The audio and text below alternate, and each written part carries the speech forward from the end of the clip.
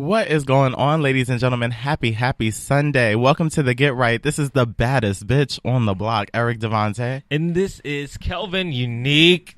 Happy Mother's Day to all the mothers out there. Yes. Oh, both of us are doing this solo dolo. Our moms in different parts of the country. No. We were just talking a little bit before the show about how I haven't talked to my mom yet because I'm pretty sure she's in church. Okay. But I'm going to post something on Facebook. I don't know how backwards that is. Like a good Christian woman. Like, yeah, it's a child. Tawanda. Don't you tell her secrets. God know it. And God knows that that's my mother. So that's my mother. You already know. Right. You understand. Speak a true. Oh, jeez. No, yes. I feel like it's this weird thing where we have to show public acknowledgement because I cannot have my mom's coworkers and the bitches in the back of the barbecue that like to pop shit like, her son didn't even post about her for Mother's Day. Meanwhile, I sent a whole hearty text saying, Mom, I love you. You are the sun of my light.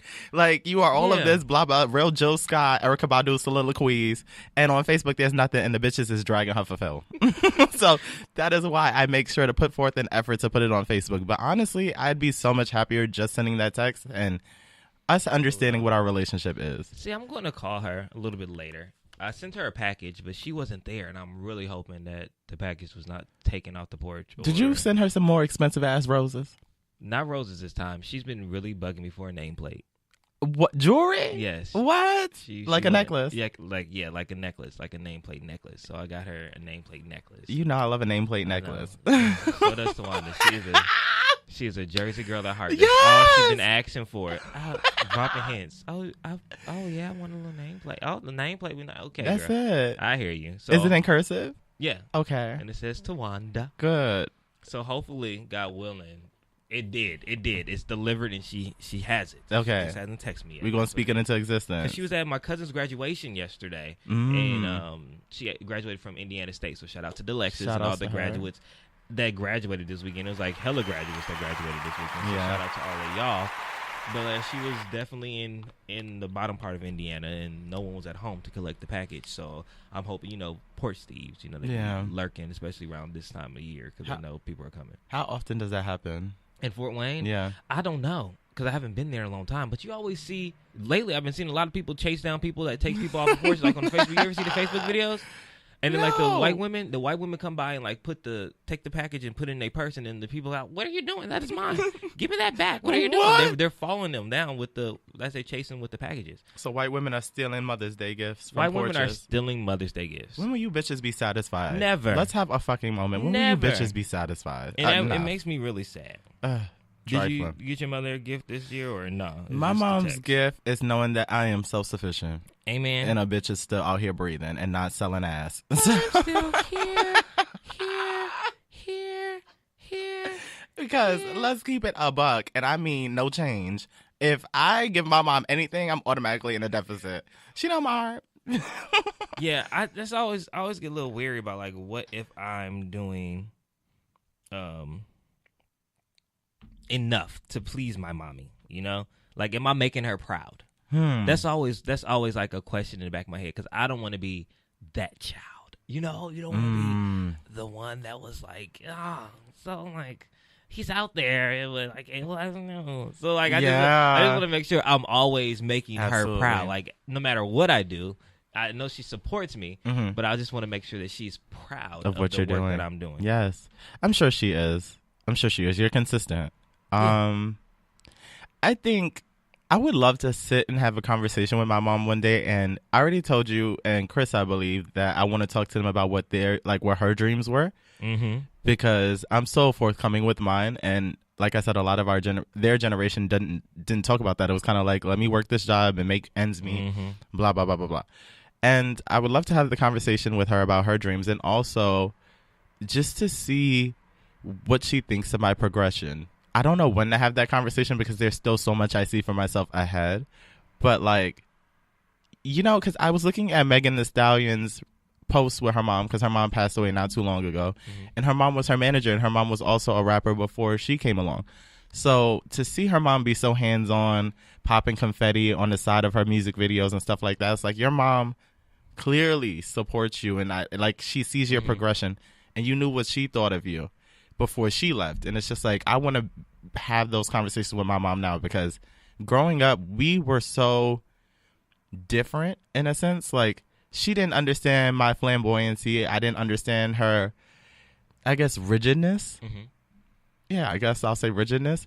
And now that we're in this place where we just see each other as adults and we just talk about whatever, I want to have all the conversations possible, because as we get older, and I don't want to speak it into existence, but inevitably there will be a time where we don't have our moms on earth. So I need to know everything I'm thinking about now. Like my cousin, he recently just lost his dad, like on Wednesday. Damn. And it really like hit me, like, we're at that age, like our parents are starting to get sick, and like they could be here and gone. Like, cause my mom, beautiful at 60, and I'm like, okay, this is, you know, it's like those times, like oh my goodness, am I about to have a midlife crisis? Like, this is the things you start to think. Your mom's in her 60s. That's 10 away from 70. Yeah, it's like, whoa, that's like crazy to think about. So I understand that, like making sure that you are speaking to your mom and asking those questions and getting to know her and like getting her worldview and shape of things that you may have missed when you were younger because you really didn't, not that you didn't care, but you didn't think about to ask. Right. Know? And does your mom, and to all the listeners, like, think, do your parents know you at this point in life? Like, do your parents know you, the person that your friends see, the person that you are when, you know, your selfie light is off and you're just in your room in the dark? Like, do they know your mannerisms, your slang, your diction? Do they know you? Because I don't think my mom knows me, and that's why she gags when she sees videos on social media. She'll be like, well, now she understands. Like, when I posted that Long Beach Pride video last year, she's, oh my God, you should go twerk with Big Frida. I'm like, wow, 10 years ago, we would not have had this conversation. And it's like, she'll hear me. I realized she didn't fully know how I spoke when she was just like, why do you curse so much? I was like, oh, bitch. I was like, oh, we got some catching up to do, because let me tell you, you are the reason for this. But yeah, we have to, I know it takes time because everyone's relationship is different, but at this point in life, I feel like everyone should be trying to inch towards being a little more vulnerable with their parents. I think Tawanda got a good glimpse of who I am around my friends when they all came around here. But I feel like she's always seen that. Because my friends will always come by the house, or she's always known my friends. And then in college, I made sure that she knew who I was with, because I just always felt that way. Because if anything happened, I want her to know who to blame. Like, if one of my friends turned into a serial killer, she can point the serial killer out in the line of. So absolutely, I think she has a good grasp of who I am. I know she knows I'm hella goofy. I know she knows that, and I know she knows I'm hella caring. Okay, but I don't know if she knows I'm a hoe. Well, if you said you're your mother's child, and I don't want to call Miss Tawanda a hoe. Let's fight. Let's fucking fight. No, but I'm not. I don't even know how to navigate that conversation. I think my brother and my mom have been talking shit about me behind my back. And this is why, because the other day, Marcel, I was just on the phone with my mom, and I was like, man, like, this is really hard. Like, dating out here is like crazy. Like, yeah, your brother said, your brother says he knows the reason why you're single. And I was like, she started laughing and like was cracking up. And I'm like, well, what did he say? Right. And she was like, I'm not telling you. What did he say then? Because you over here just a kiki having a whole kiki. So y'all probably was talking shit behind my back. And that's fine. Oh, dragging you for Phil. Probably through all the mud. Every piece of dirt Indiana has to offer. After all of the hurtness and sadness, still comes happiness. If I surround myself with positive things, I gain prosperity. I'm a survivor. Because that's how they done drugged me. Wow. No, I mean, it's in time. I don't want to force the conversation and be like, so, you know, I'm sucking dick. Like, I just don't want to ruin brunch. But I'm pretty sure my mother knows I sucked a penis by now in life. If my mom hasn't once thought I've accomplished that, then you must think you raised a really whack bitch.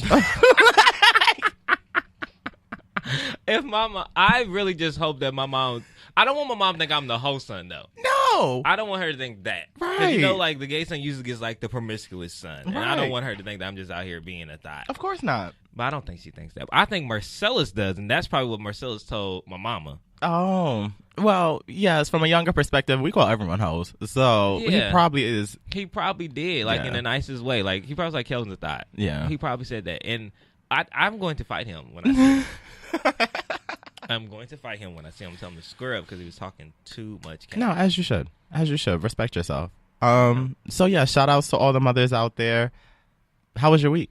My week was good. What did I do this week? This week we had an event on Friday at the Peppermint Club, which was really cool and really fun. So what was the event? We Hollywood Unplugged. We do every once a month at the Peppermint Club, but now I think we're gonna branch out. But we have some dope ass artists that came by. Mac Royals. I don't know if you know of him. He usually sings like on the corner of like Hollywood and Highland. But I don't know why I laughed. Like that was so shady. Because he's on the corner. Like, is it the street corner? Yeah. But he was also like on Terrell's show. Like he gained notoriety. I think he was like on I think y'all did for American Idol or something. I don't know. But like, yeah, but he was really good. We also this guy named Jason Taylor, freaking amazing. I didn't know who he was before then, but when I say like I'm download all his music because it's freaking amazing, and his stage presence is crazy. So him and then like other people. Oh, keep telling me to turn my mic up. Maybe because I'm not speaking in the mic. Make sure let the people hear you. That's better. Okay. So yeah, with that.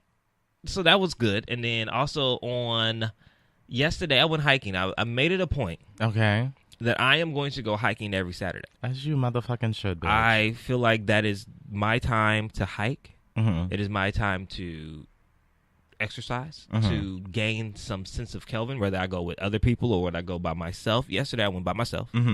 Put my headphones in, play some Solange, and I was like, oh, this is a little too down. Yeah. It wasn't like hiking music. So then I played Writings on the Wall. Oh, that's my album. I played Writings on the Wall. And did you listen to the intro? All of it. Okay. Hey, this is... Yeah, I played that. So that definitely got me through my hike. And that was cool. So I think every Saturday I'm going to make an effort to go hiking. And on Sunday, we brunch. That's good.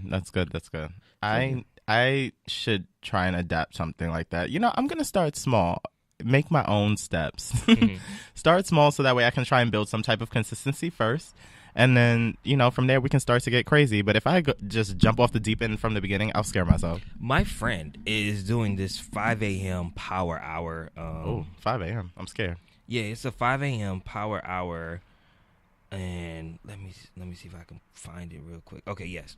So it's the 5 a.m. club. It's the power hour from 5 to 6. I will not be participating from 5 to 6. I'll be doing 6 to 7. Okay. Because I need that hour. Right. But it's the 20-20-20 rule. Okay, so the first 20 minutes is exercise. The second 20 minutes, you're supposed to write and reflect on goals. And the third 20 minutes, read or listen to a book.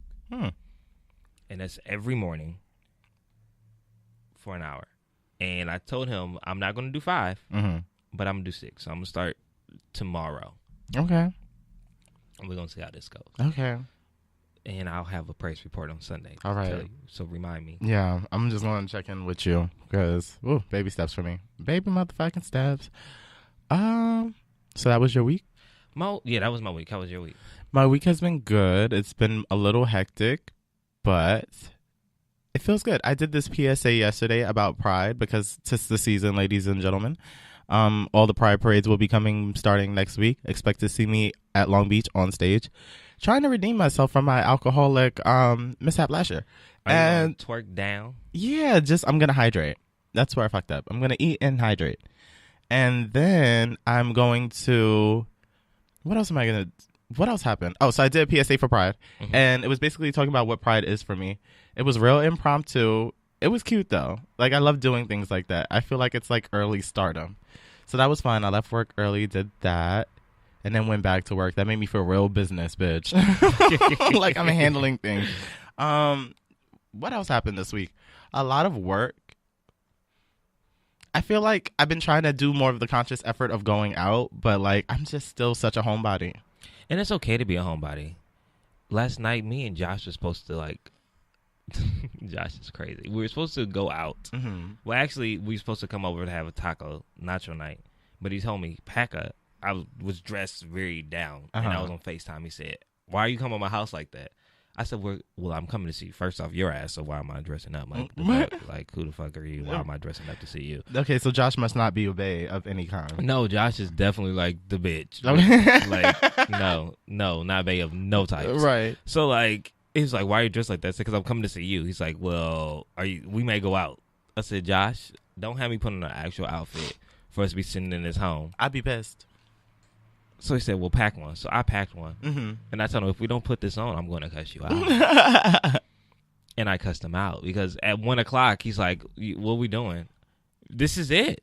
Right. We've done it. We have chilled. We had a couple nice light drinks. And we weren't drinking hard. Mm-hmm.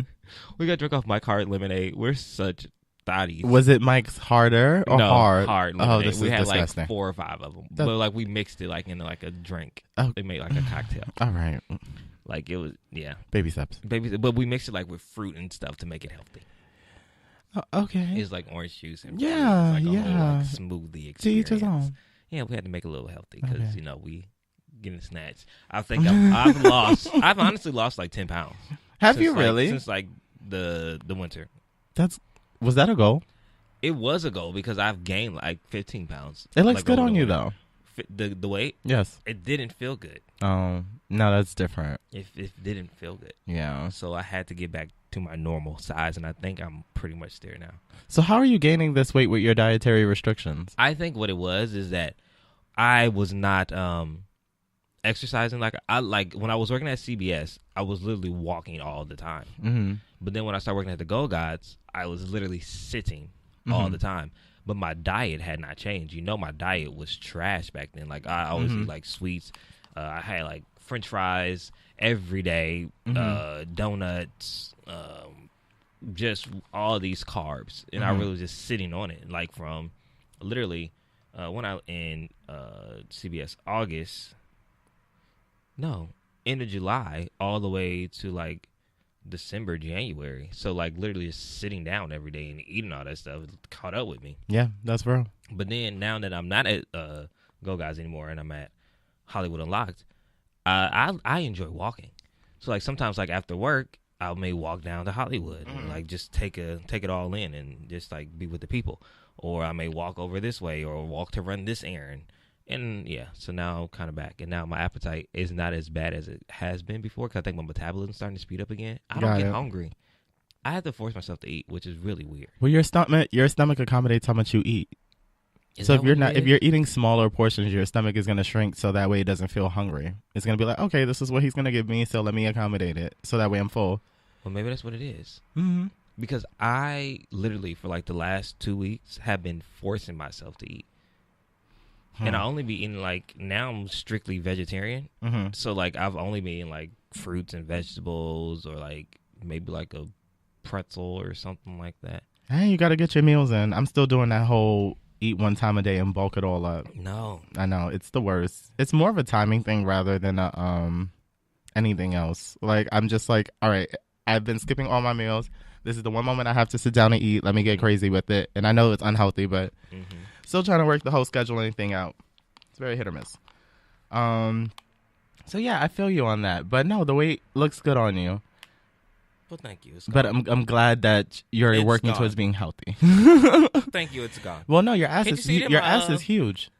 Thank you. I'm slim thick. Yeah. I'm slim thick.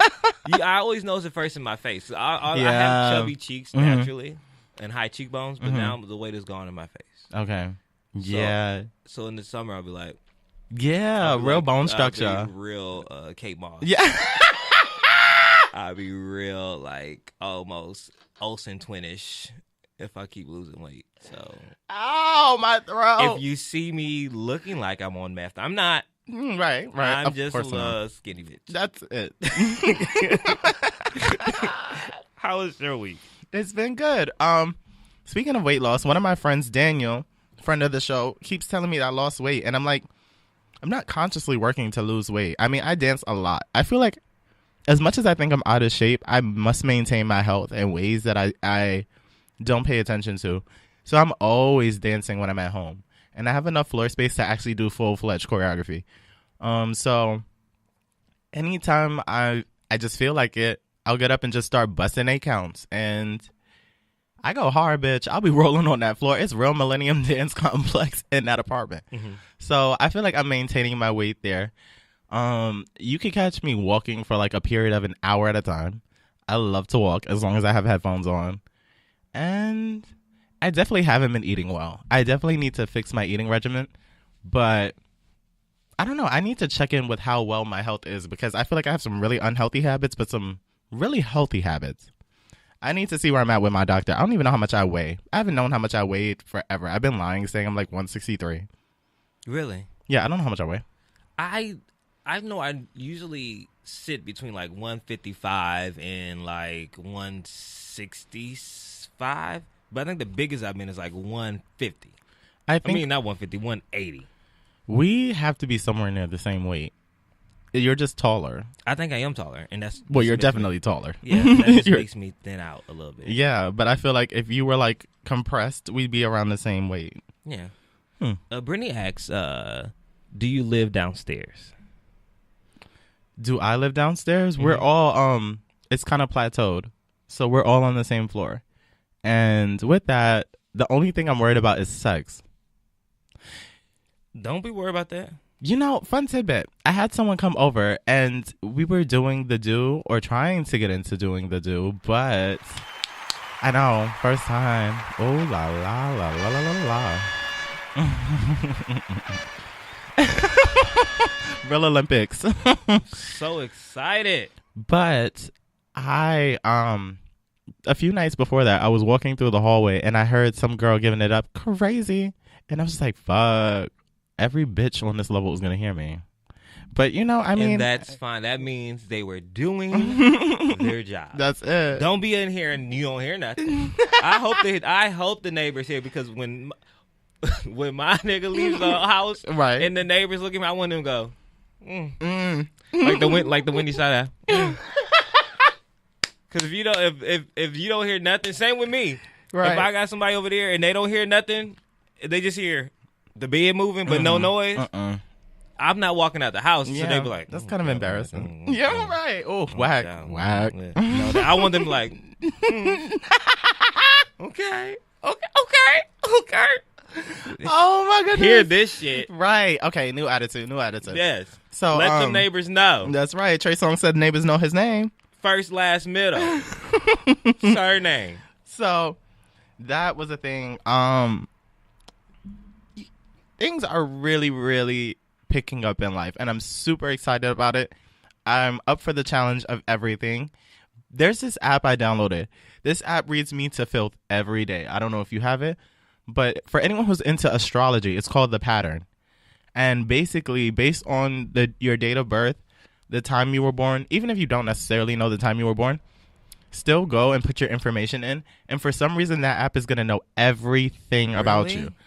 Everything, and it breaks it down so strategically, like your biggest fears, your relationship fears, uncertainties, like it's perfect. It's like custom tailored.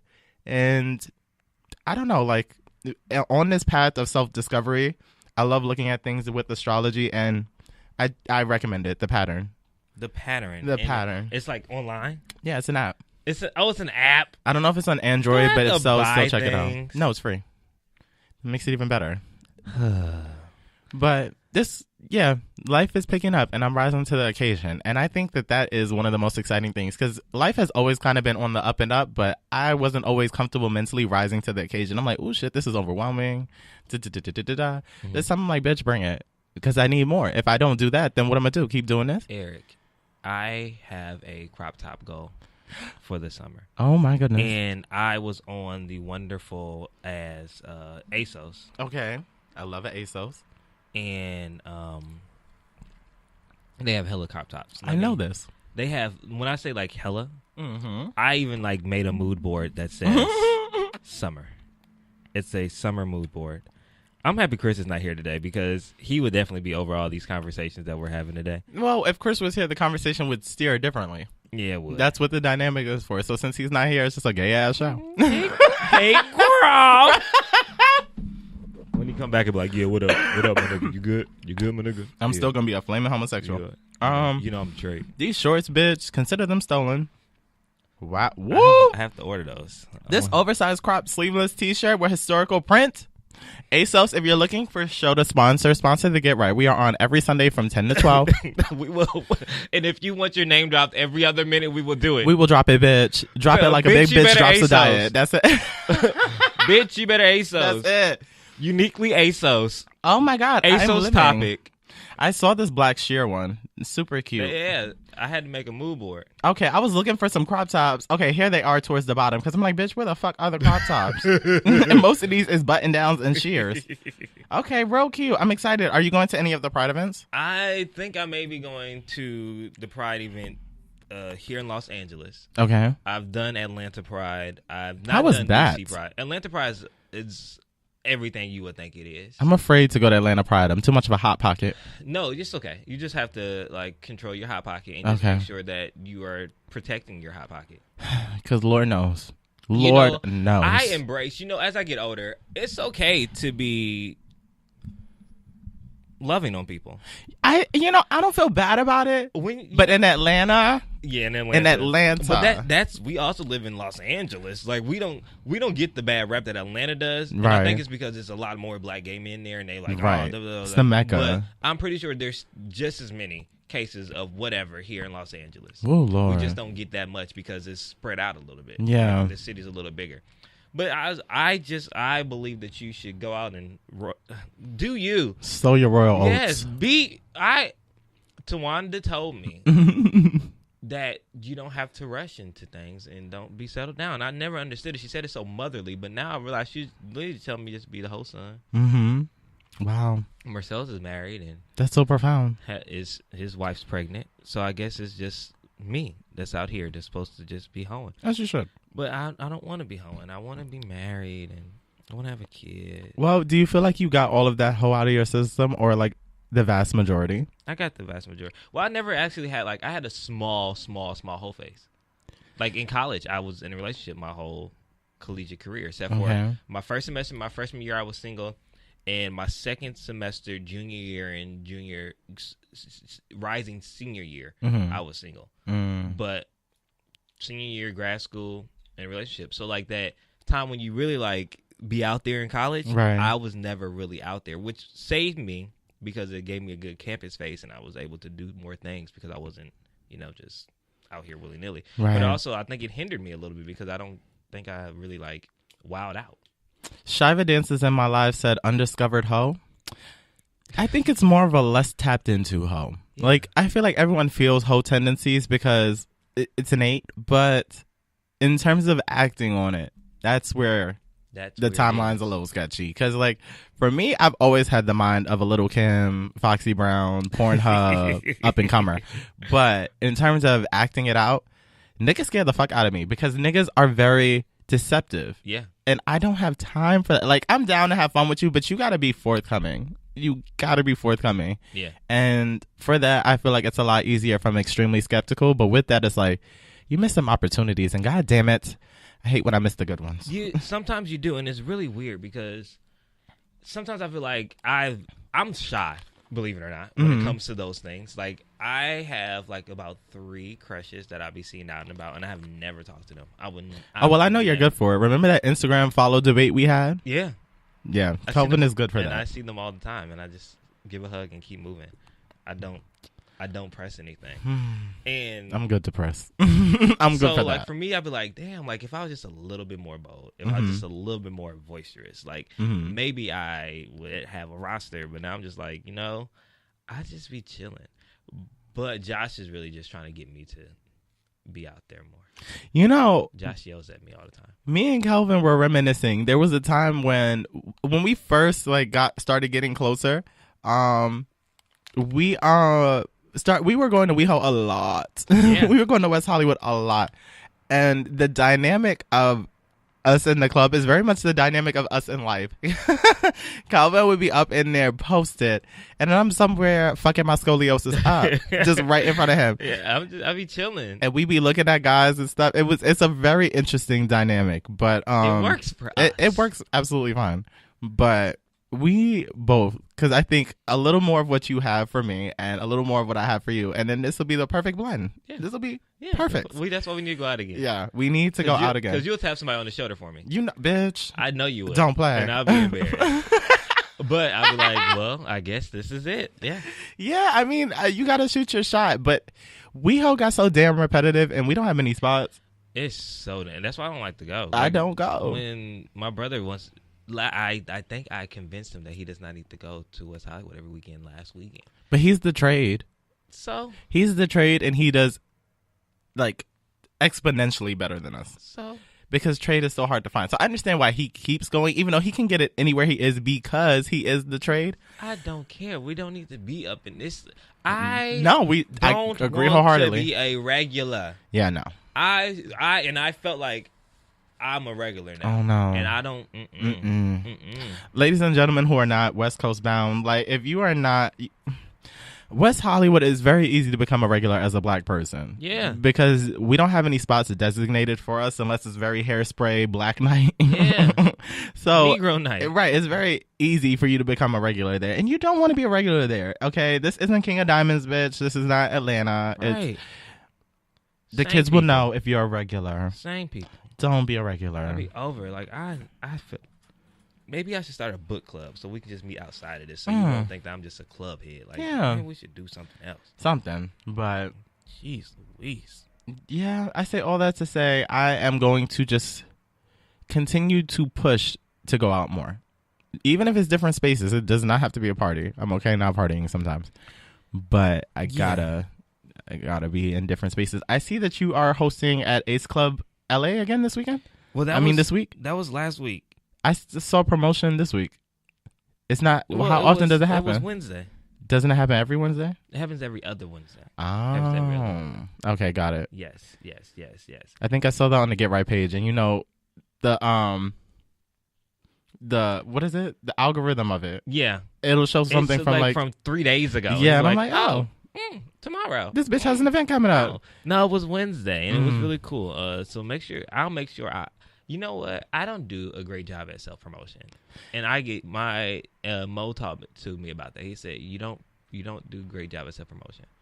So he yelled at me. I don't think I do I think I do a good job. I don't think I do a phenomenal job. So I hear you on that. Why do you think that that's a thing? I don't know, because I've always been like, I don't know. Like, it took me forever to post stuff that I did for work. Like, if 6 Degrees never came out, I probably would have never posted anything that I did for work. Like, I still don't post like the radio show or like anything like that or anything like that. Like, I just feel like it's just work. So like, if they find it, they find it. But now, I'm just like, okay, Kelvin, you're doing things, and people need to know that you're actually doing things. Because in all reality, it's a digital resume. It is. So it's like, fill it up. It is. That's why I'm going to start posting more on my social. I haven't posted like a picture. I used to go picture crazy. You used to go picture. I was the one only doing like videos and stuff. And after a while, I started to scroll because I do this thing where I entertain myself at night. And it's also like my reflection time where I look at my page and just remind myself of all that I'm capable of. Mm-hmm. And I was looking, and there was a point where it was just way back Wednesday, something funny, way back Wednesday, Twitter post. And I was just like, damn, am I unattractive? And then I was like, okay, let me start taking some pictures. And then it became like, boom, boom, boom. So I feel that completely. But because I'm fly. And I think people be forgetting that. You have great. Kelvin has some of the best style I have seen from a friend. I've honestly been like not dressing though, but this summer and this winter, I think it's time to SpongeBob me. I think it's time to apply pressure. Right. But I also think it's time for Bitch You Better Read. Yes. Okay. Let's get into some Bitch You Better Read. What's my favorite word? Yes. That's right. Number one. Is there any background music? It is not, but I think I have the perfect one for this right now because I'm going in on this. I cannot wait till ball season next year. Ball season? Yes. Like NBA season? No. I don't know what the fuck ball season is. I bet you don't know shit about sports. It's like gay ball. Oh, I haven't been to a ball ever. Because this right here, bitch. So I'm gonna get started while Kevin sets me up with some black music, background music. So Rihanna becomes the first woman of color to create an eligible. I just heard Fenty, "work this pussy" so loud in my ears. Fenty, House of Fenty, Fenty. You're such a queen. Fenty, wow, hold on. House before I even start. Wow. House of Fenty, go off it. House of Fenty. Tens. Boom, cat. Fucking at the mic. Go off, bitch. Yes, roll Akon. Take it to the top. Take it to the top. Wow, my energy shot up. Real diabetic. So, number one, Rihanna becomes the first woman of color to create an original luxury blend with LVMH. Yeah. So, I know you guys have been waiting for some music from Rihanna for some time now, but sis is out here securing all types of fashion bags. Riri has just confirmed her collaboration with Louis Vuitton, LVMH, for a joint luxury brand. In an Instagram post, Riri and LVMH announced the collab, which will join her other fashion ventures under the name Fenty. The new luxury maison will be based in Paris and will include a line of ready-to-wear shoes and accessories. Designing a line like this with LVMH is an incredibly special opportunity to develop a fashion house in the luxury sector, Rihanna said. I couldn't imagine a better partner both creatively and business-wise, and I'm ready for the world to see what we have built together. Rihanna made a name for herself in the industry of beauty and fashion with the release of her now worldwide famous Fenty brand. This brand did not go unnoticed by LVMH CEO Bernard Arnault, who says Fenty showed him Riri's potential as an entrepreneur. Everybody knows Rihanna as a wonderful singer. But everybody, that was a quote. Okay, that's why I took that pause. Everybody knows Rihanna as a wonderful singer, but through our partnership at Fenty Beauty, I discovered a true entrepreneur, a real CEO, and a terrific leader, he said. She naturally finds her full place within LVMH. The line is reportedly set to release this spring, and Bernard says the team is dedicating its resources to ensure that the project is ready for release. To support Rihanna to start up the Fenty Maison, we have built a talented and multicultural team supported by the group resources, he said. I am proud that LVMH is leading this venture and wish it will be great success. Congratulations to Rihanna for such a milestone in the industry. What do you think? I, for one, am super excited for Rihanna. Of course. I think that this is a major move for her and also for the culture. Like, for someone of a luxury brand, if I'm not mistaken, this brand holds like Gucci and like the real high end fashions. So LVMH, is it separate from Louis Vuitton? I think so. I don't know how this works. This is like I think that it actually is like a fashion house. And what they do is they house like luxury fashions and like they push them and promote them and things like that. So like the houses. There are 70 houses in the legendary LMA, whatever. But you know, like I said, like when it comes like to the ballroom scene, what I was talking about in the LGBTQIA community, they have these balls, like the houses. So like the house of Givenchy, house of Celine. So the houses that this holds is Celine, Christian Dior, Fendi, Givenchy, Kenzo, Louis Vuitton, Marc Jacobs, Nicholas Kirkwood. And a couple other, but they're not as, prominent. But this is honestly like... That's iconic. It's super iconic for Fenty to be a part of these names. Ladies and gentlemen, when Rihanna first came out and was busting upon the replay, did you ever think in a million years... think that she would become the mogul and icon that she is? Rihanna. Now, I personally... What were my initial thoughts when Rihanna popped onto the scene? 1, this bitch is bad. Even with the blonde weave. I thought she was bad. 2, I love how she sounds. 3, I don't know how far her career is going to go, but I hope she sticks around. That was my exact thought of Rihanna. It was very Sierra. I was like, I don't know where her career is going to go, but I hope she sticks around. But never in a million years did I think that she would be able to recreate her image and become this fashion mogul to the point where her first, introduction to us, she doesn't even do that shit no more. Like, she only does fashion, makeup, like, looks. Rihanna is so huge and in such a short time. Like, it's kind of long. I don't want to play her work, but in such a short time in the grand scheme of things. But Rihanna is iconic. Iconic. 14 number one singles, number one hit singles, right? And then just to take that, say, I'm going to take a break from music, and I'm going to really create something that's going to be a foundation that I can literally have for generations to pass down, because that's what she's doing with this Fenty Beauty, right? And then Fenty Fashion, and then Fenty Eyewear, and now this luxury fashion brand. So this is not the $10 t-shirts. We're not going to find this at Kmart like Nicki Minaj's collection. We're gonna find this at high end stores. Like she's gonna have her own store. These are garments, okay? These are not just clothes. These are garments that she's creating, which I think is absolutely amazing. And I, for one, cannot wait to get my first Fenty bag. Wow, you should. I'm gonna get me a Fenty bag. I'm gonna get something from Fenty. I don't know what it's gonna be, but I'm excited about it just because. Do you know your Fenty makeup color? I don't, but I'm gonna look into it. I think I'm like if I remember right, I'm like a 65. Okay. Like a deep 65. I'm gonna figure it out. Yeah. I'm so serious about all of this. Yeah, I'm so serious about all of this. If you go to Nordstrom's, they'll give you a sample. Yep. I know a few Nordstrom's, so I can make this happen. Go on to Nordstrom's, they'll tell you. Definitely. Okay. So, number 2. Number 2! 3 production companies say they will no longer film in Georgia after an abortion law was signed. Good. The state of Georgia is about to lose out on some business following the fallout of the controversial heartbeat abortion law. Earlier this week, Georgia Governor Brian Kemp signed the law. Brian Kemp signed the law that bans abortions after 6 weeks of pregnancy. In response, some of Hollywood's major production companies are saying they will no longer film in the state of Georgia, according to CNN.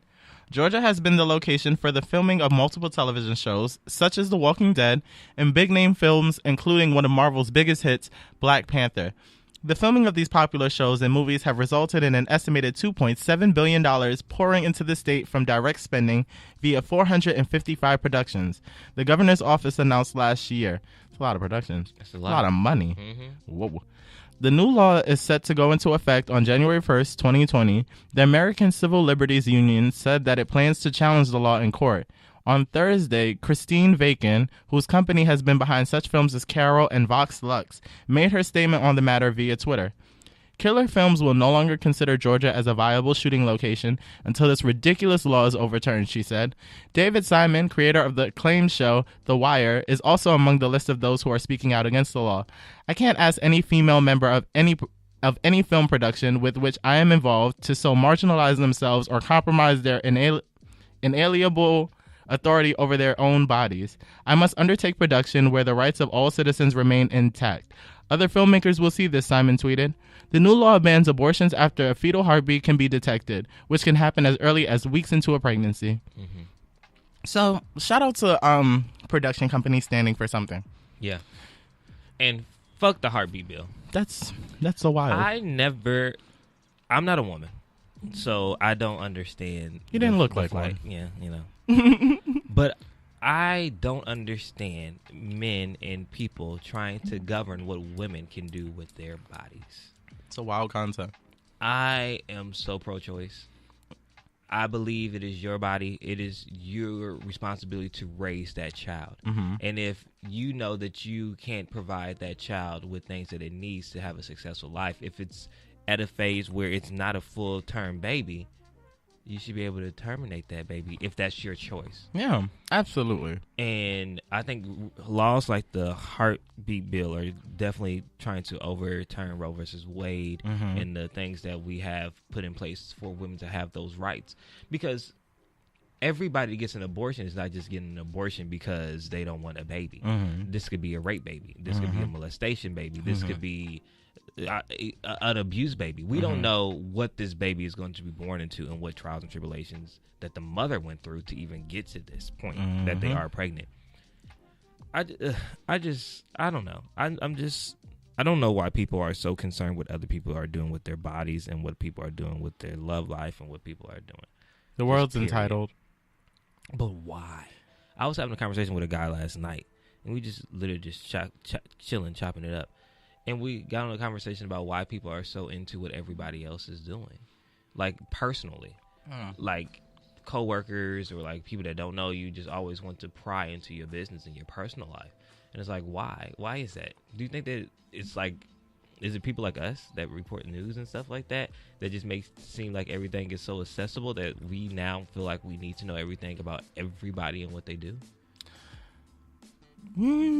I would say media has a part in it, but it's also just a natural human thing to do, to talk. But for me, someone who reports on what celebrities do on my own Instagram and my own social media, I'll report what they do and go right back to minding my own business. Won't read into it anymore. Nothing. I'm just like, all right, I want you guys to know this because I have a knack for delivering the news. But after that, I don't dig deeper into that. Nor am I really pressed about it. It's just like, I feel like you guys need to, bitch, you better read this to y'all. I don't look no further into it. So I think it's what people choose to do with that information is the issue. Yeah, just like when people tell me, like, oh, yeah, I don't know how you do it. I'm about to go on a social media cleanse. Like, I need to get away from all this social media and all this negativity. And I sit there, and sometimes I look at them like, I don't think it's social media that's the problem. I think it's you internalizing what you see on social media that's the problem. Because I can be on social media all day, and I don't get jealous. Not a man, not a person. Like, oh, congratulations. Oh, that's a great body. They really hit the gym. Oh, they just made a deal. Like, oh, great. I don't go like, damn, like my life is fucked up. Like, damn, like maybe I should. If anything, if I'm them, like, damn, like if they can do it, I can do it. Like, Kelvin, let's grind. Like, let's get this. As you should. And I think that's one thing that we really have to start looking at. Like, other people aren't making us do the things that we're doing or making us depressed. It's internalizing those things and how we internalize those things and make situations out of nothing. And also, I think that's what prying in other people's business and these laws. I don't know. I just feel like a woman should have the right and the choice to do whatever she wants with her body, her body. No, I agree wholeheartedly. I don't. And also, if you think everything you see on your social media is negative, what are you following? That's another thing, too. Maybe you need to unfollow some people. Yeah, because I think the one thing on my social media that I could probably see less of is the whole I'm going to get better without this nigga type of thing, where it's just like, all right, bitch, get better and shut up. Get better and shut up. But other than that, I don't see nothing on my social media that's toxic. And if you are, you need to start removing those people from here. Like, there's a lot of people, confession, they probably don't even know. They don't. A lot of Breon, when Breon moved here and he started tagging me and things on Facebook, there's a lot of people from high school that are sending me friend requests. Like, I have like 60 friend requests from people that I have not talked to since high school. Wow. And that may be like a lower number. And I'm not accepting them. And I say, Breon, stop tagging me and stuff because I don't want these friend requests. He said, why? Why don't you just accept them? Because I don't want to see what they're doing on my timeline. Like, I don't care what they're doing back in Fort Wayne. I don't care about their 3 kids. I don't care that they look 10 times bigger than they did when they were in high school. Not 10 times. Child, some of them let themselves go. Wow. Because they were never really my friends. So why am I trying to keep up with them now? Yeah. And, like, why are they even trying to keep up with me now? That is so weird to me. We have not talked. I graduated in 2007. So that's like, what, 12 years? Going on 13 years? Mm-hmm. You should not. I don't even know I don't really know your name and face. I remember your face, but I don't remember your name. I know that sounds so mean, but I'm also just like, why do I need to see that on my timeline? So that's what I see, like, with people like that follow stuff. Like, why are you following that? Like, if you don't want that on your timeline, unfollow it. Like, I don't want people that always running their mouth on Facebook and Fort Wayne stupid remotes. Battle and stuff. Breon be showing me stuff like, you see this? And I'm like, I don't care they got in a fight at the Walmart. Like, that's, I don't. What aisle? The diaper aisle, because they both got the same baby daddy. Because everybody fucking the same nigga in Fort Wayne. These bitches, man. Jesus. Number 3. So for you guys who have been keeping up with this very interesting trailer park story, a man who impregnated twin sisters has a show in the works. So, for you guys, I saw this on the Shade Room, and it is about this guy who apparently impregnated a set of twins. And the man who impregnated twin sisters is back, and this time with some sort of show.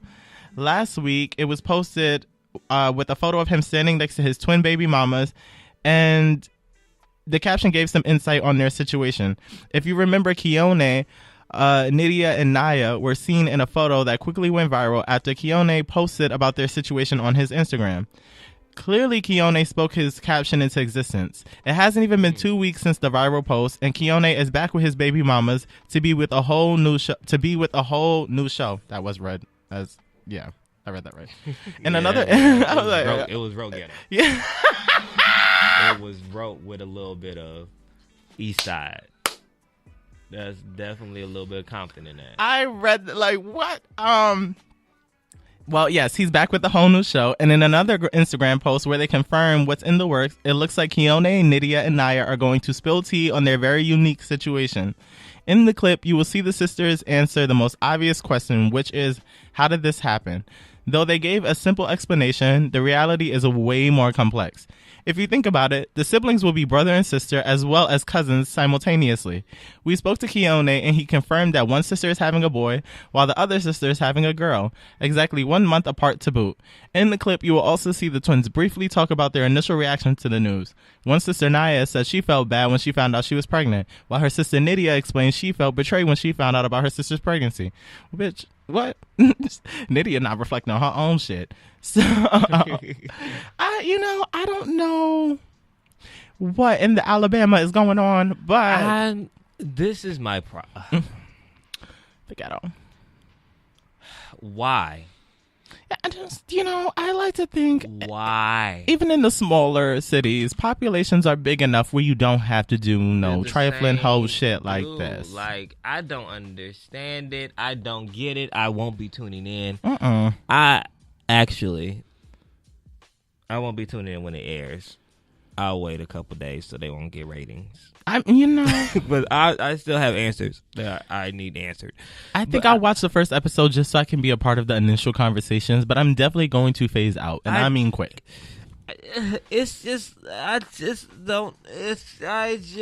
Okay, so my mom and my auntie, me and Corbin, we're born 2 days apart. Mm-hmm. So, but we don't have the same dad. Right. So I can understand, like, the sisters' closeness and how they want to have, like, kids by each other. They're twins, so I don't know if they wanted to have, like, twin babies. Like, if that connection was that deep, that's like, we're twins. Our children need to have the same father so they can be brothers and sisters. Like, we're brothers and sisters. But, I mean, if that's the case, wouldn't they be a little more proud about this pregnancy? They don't look happy, right? It looks like it's him that's really, like... forcing this stuff to go around, like, yeah, and he's pretty much undateable after this. I mean, unless the show gives him some type of clout and some real pigeon bra comes along, I don't see him doing well from this either. So I don't know what the gain was here, but it seems like a lot of loss. These kids are going to be embarrassed first and foremost because the story is hard to explain, and then you're documenting it on TV for the world. And then how does this living situation work? I'm pretty sure none of them are financially stable. So do they all live together? I don't know. So, like, is this like literally a sister wives type of a situation? I think I have so many questions. Like, how do you introduce when teacher parent conference comes around? How's the discipline going to be in the house? Is one twin going to be nicer than the other twin? Is there going to be favoritism because they have different moms and they're in the same house? Like how, like, do they, because like in a household you have to be like equally stable, like so like this child gets this child gets that, so like how does this it's just a lot of things that I don't know what's going to happen. Like, how Thanksgiving, I'm coming to Thanksgiving because I want to see what Granny got to say. Yeah, and she's gonna be real candid about it. Real candid. My granny is at the age where she don't care. And I guess one of my cousins, Linda, was drinking at the graduation. Oh no, she was a little drunk.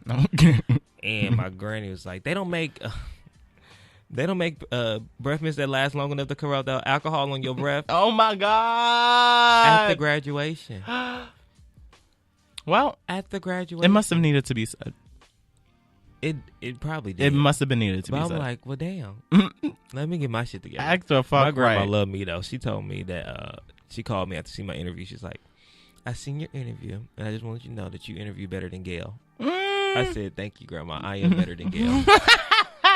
So everybody out there, I am better than Gail King. Yeah.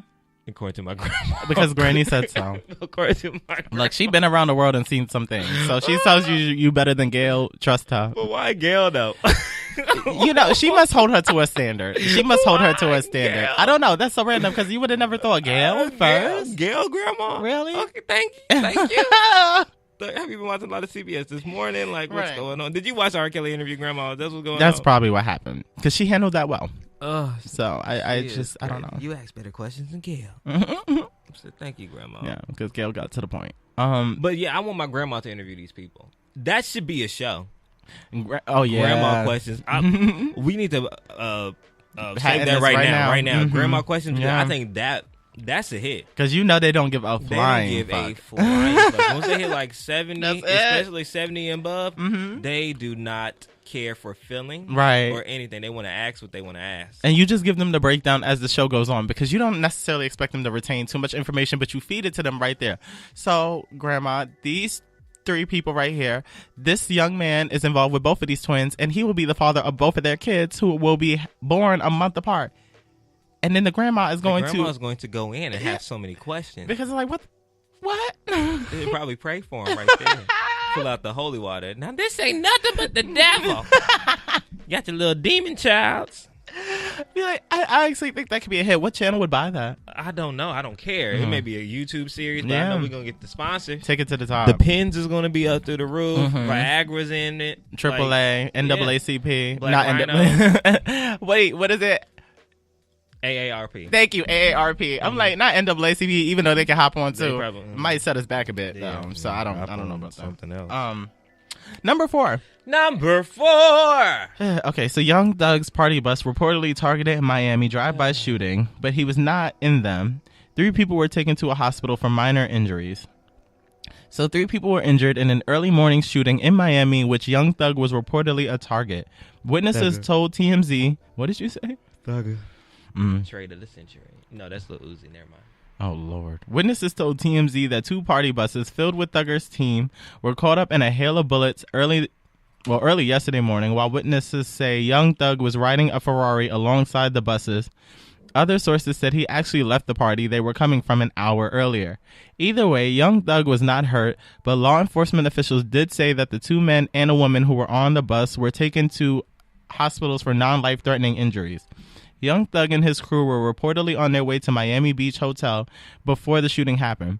Young Thug have reportedly performed at, is it Live or LIV? Live? Young Thug had reportedly performed at Live nightclub late Thursday night. He's also scheduled to perform again on Saturday, so yesterday at Rolling Loud Festival in Miami. Local authorities are investigating the shooting, and so far there are no reports of arrest or any descriptions for the suspects or the vehicles they were riding in. We're glad to hear that no one was seriously hurt in the shooting and pray for everyone's safety at the festival this weekend.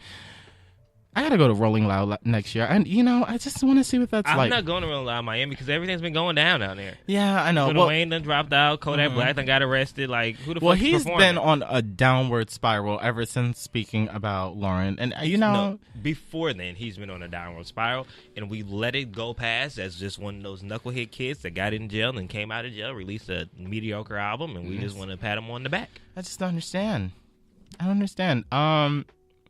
Miami has had a really hard year this year. The spring breakers have been whooping ass on the beach. The concerts ain't going right.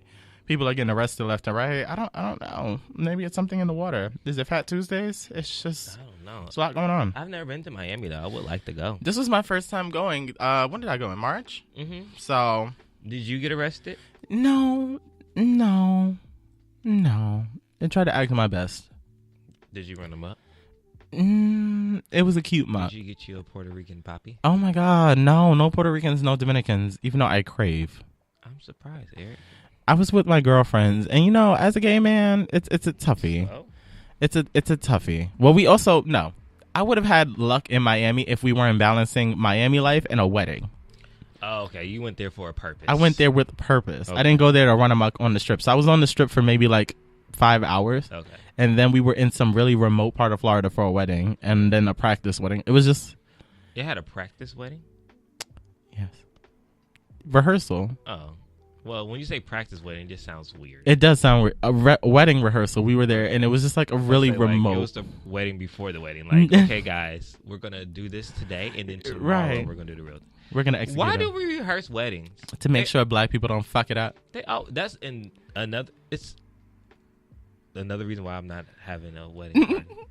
Yeah, because I can't have people fucking my shit up. Because I'm extra, and if you... And it always happens like the day before. Mm-hmm. So if you can't catch on... Excuse me, you're not making cuts. You're not making cuts. I understand you got your tux, you got your ticket. I appreciate you being here, but you're not going to make cuts for this wedding because you can't get this part. You are fucking up everything, and I cannot have my vows go left because you cannot fucking... Which is Get why it together. I don't want a bridal party, because I'm extra. And the Right. level of eccentricity that I am, Mm-hmm. I just made that word up, eccentricity. You did, but I liked it. I like it too. Eccentricity, Mhm. eccentricity. The level of eccentricity that I am, I need to make sure that everything is where it needs to be when it needs to be there. That's so that's real. why it's only going to be me and Bae, and that's why we're going to have a wonderful wedding. Everybody else will be sitting around, and they're all black. Okay. All right, I'm excited. There's nothing wrong with that. Know what you want and execute, bitch. Number 5. Number 5. It's Twitter. the last one, so I had to. Well, actually, I have another one. Kurt, it's a bonus one. Okay, I have one for the bonus. Okay. So Twitter dragged Steve Harvey saying rich people don't sleep 8 hours a day. It's the truth. Steve Harvey says if y'all are out there sleeping more than 8 hours a day, you're not getting into the bag like you say you are. At least that's how millions of people on Twitter interpreted his comments after an old video.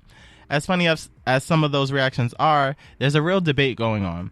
How you use your 24 hours in a day completely varies. If you're sleeping more, does that mean you're working less? Or are you getting much needed rest after working so hard all day? That's as far as that goes. But I did want to have that conversation because I'm one of those people that aims to get 8 hours of sleep. And I don't do a bad job of executing.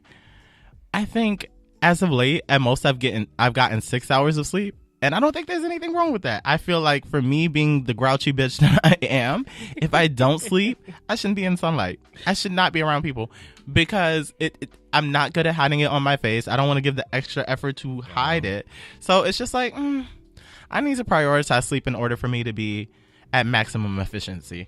And there are times where I'll push the limit and overwork, but I don't think there's anything wrong with trying to get your body in a position of comfort.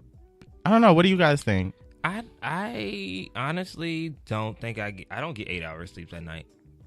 I don't. I know I don't. My alarm clock goes off at 6 and I go to bed at 12. Same. That's my 6 hours of sleep. So, and sometimes it's less than that. Like last night I went to sleep at 4:30 and then I woke up. Bitch, what? What were you doing? All right. Well, some more mysterious hell shit from Kelvin. Chris is out of town. Yeah. Breon was gone. Oh my God. So I had house to myself. Hey, run them back, bitch. Do it well. Word to LL.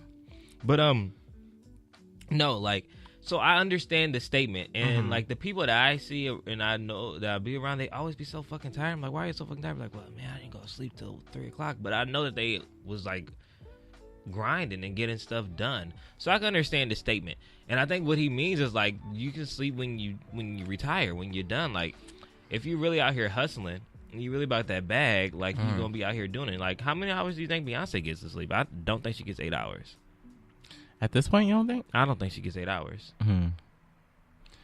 I honestly don't think that people really who are like doing it like in a constant mood and constant grind get 8 hours of sleep. I don't see it. Even like when I was online. When I was online, I couldn't sleep no damn way because I was too anxious. So sleep was I just had PTSD, and that's why I couldn't sleep. Chris has made an appearance in the comments. What did he say? He said, "Let me buy some sage before I get home, you fucking slut."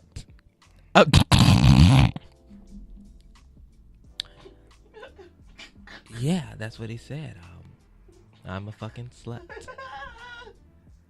But I'm not. You know what, Chris? I'm not even gonna do you like that. Oh my goodness gracious! I'm not even gonna put you out there like that. Oh wow! For Christian Charles Armani.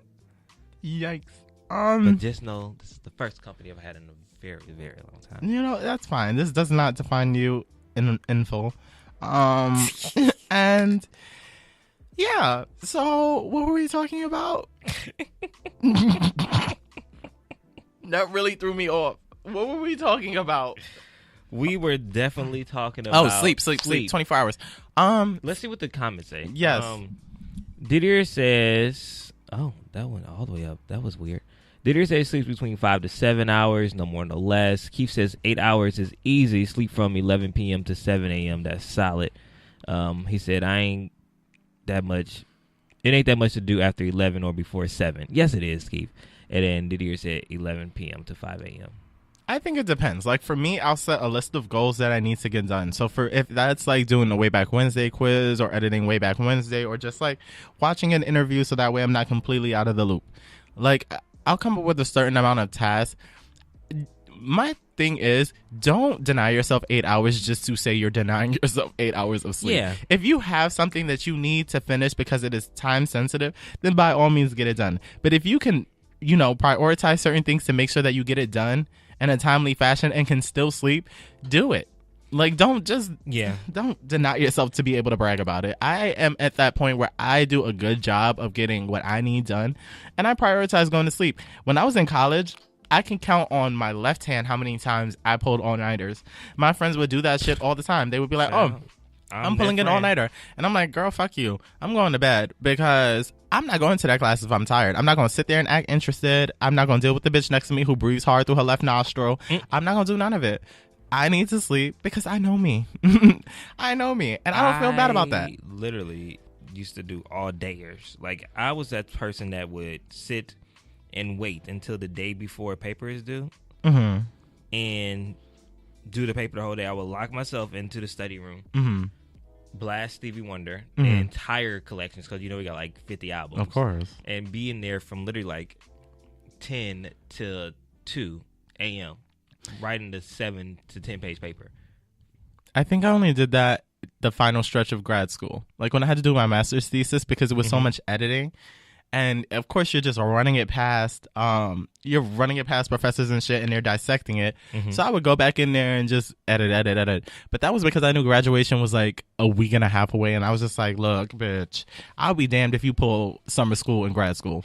So that was the only time I did it. But in undergrad, I was very much like, I know I have this, and this to do, so it needs to be done at a certain time. Because I feel like when you're involved with a bunch of things, you spread your time out in a way to know that you can get to the next thing. Because when I'm stressed, smoke starts to appear from my scalp and a bitch starts to bite on his skin because I ain't got no nails. It's just like, it's not attractive. So I have really worked on myself to not deny myself of sleep. And Steve, I feel you. I feel like once my career really takes off and blows the way I see it blowing, I'm not going to sleep. But for now, while I can manage the things that I am doing, I'm going to sleep as much as I can. I'm going to sleep as much as I can. Do you believe this? Keith says you're not getting anything done after 11 o'clock. I do. I work after 11. Well, because I'm posting them from 6 to 12. Though. But then, like, sometimes I will literally wait until do my notes for the radio show until after midnight. Or I will wake up early and do them from 6 to 9. That's like how my schedule's been lately. It depends on what it is that you're working on. Like for you could take notes for something that you start at 6 in the morning. Yeah. So like you are taking notes for something in the morning that's to come in the morning. I feel like if you're filming something, that's different. Because if you post it at that time, chances are no one's looking at it. No one's gonna. Yeah. So I think it depends on what you're working on. If I'm working on a story that needs to be up in an hour in order to keep it fresh, then that's what I'm doing after 11 p.m. So I think everyone's like, you writing another page of your book at 11 a.m. at 11 p.m. It's like, props to you, write your book, but if you're not releasing it the next day, what's the point? So some people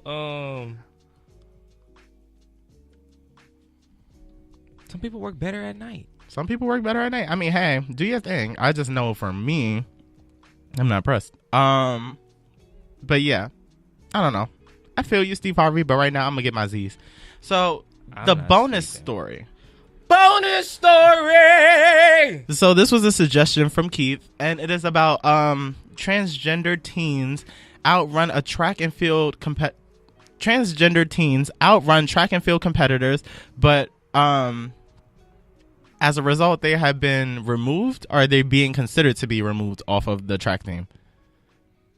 Is that what it was? I think they're being removed. So, some parents within Connecticut's high school track and field circle expressed outrage when 2 transgender students took home top prizes at the state championship for girls. Transgender high school sophomores Terry Miller and Andrea Yearwood came in first and second place, respectively, in the 100-meter race at the State Open Finals June 4th, angering some parents who complain they have a competitive advantage over non-transgender students. Miller, who also won the top prize for the 200-meter race representing Buckley High in Hartford and Yearwood, were both male. No, they were born male. So now they identify as females. They're a transgender woman. Right. Athletic conference rules allow high school athletes to compete based on the genders with which they identify. Critics say the rules give male to female transgender people a competitive edge over cisgender women, whose biological sex matches their gender identity, because some have higher testosterone levels than non-trans females. I think it's unfair to the girls who work really hard to do well and qualify for opens in New England's competitions, says sophomore Selena Soul, who finished 6th in the 100-meter state open finals.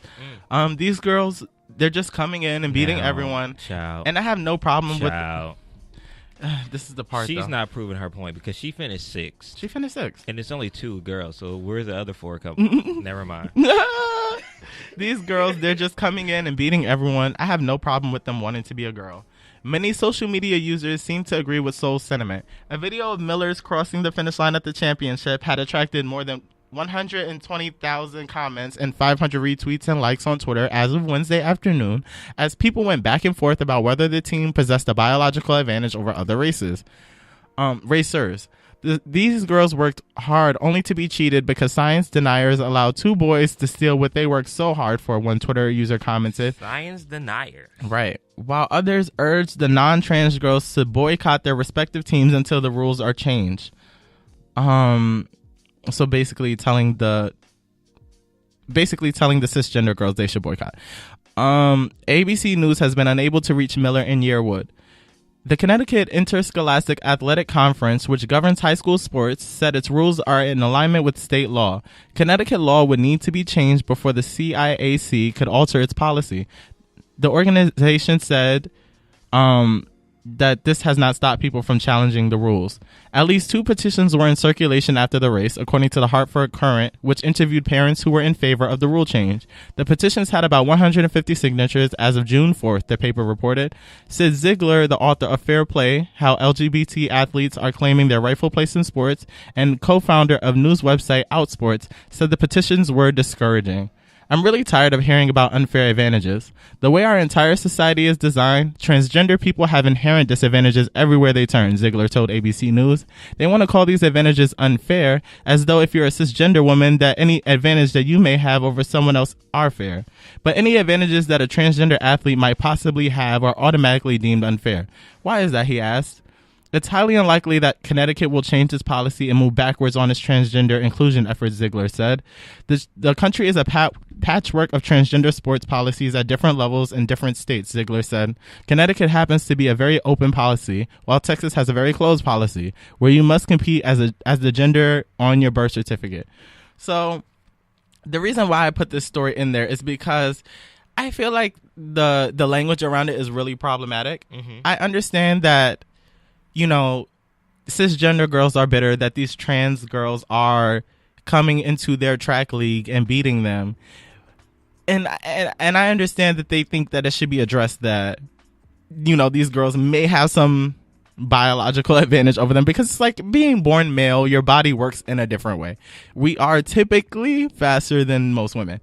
So I get that part of it. But I feel like the diction around it kind of undermines the thought process of a trans person. It does. A trans person's thing is not, I want to be a girl. A trans person's thought is, I am a girl.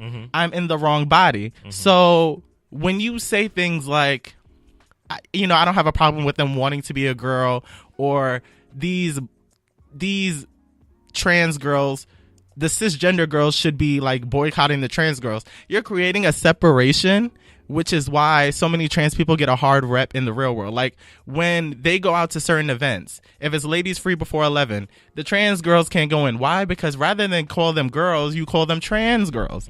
And I feel like with that energy it comes with a lot of ignorance. People want to abuse trans people because you're not a girl, you're a trans girl, meaning you've been altered.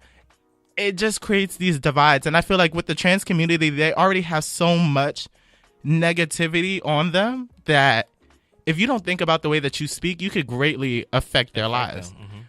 And I feel like the same thing with the whole Zeta Phi Beta situation. That's why I brought it up last week. I just feel like there's a lack of understanding and with that lack of understanding, if we don't navigate it correctly, we could fuck up someone's life. Mm-hmm. And for these girls, I don't know, because I do agree. I do think that there's a biological advantage over cisgender girls. I do agree with that. But what can we do to find a way for these women, trans or not, to do what they love and not be put in a category with boys? Because they're not boys. I'm reading